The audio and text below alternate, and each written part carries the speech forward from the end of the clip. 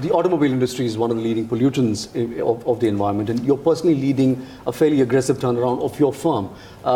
Given this context, what's your strategy to embrace clean energy, electric vehicles, and so on?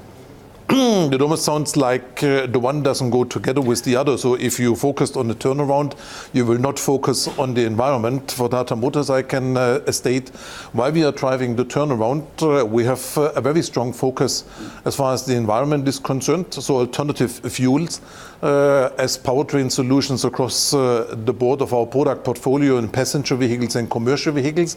But it's not only valid, as I've mentioned, for passenger vehicles. We have diesel hybrid solutions where a good number of buses are running here in Mumbai as well at BKC. And we have recently won 6 out of 10 cities for electric buses, so that we currently consider ourselves pioneers in electrification of mobility in India, providing the relevant vehicles, but even more so providing e-mobility solutions beyond the pure vehicle as such.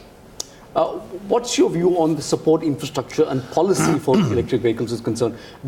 Some targets have been set for 2030 and so on. What's your assessment of that? First of all, we very strongly support the target of the government for 2030.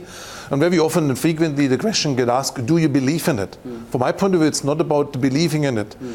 From my point of view, is how is this vision of the government going to be translated in a policy framework on the one and into action by the industry on the other side? And talking about industry, it's not just about the automotive sector, that we actually invest in electric mobility and that we actually provide the vehicles to the market as an attractive value proposition, because the cost of ownership of electric vehicles are anyway lower than an internal combustion engine.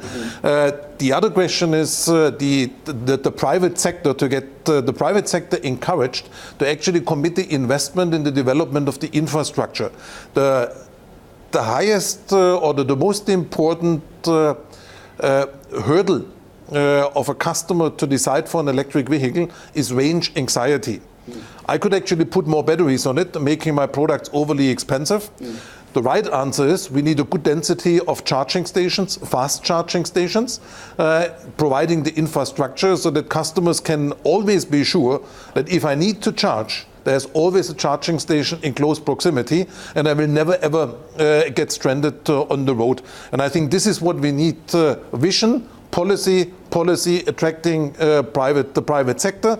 We providing the vehicles, infrastructure is going to be developed hand in hand.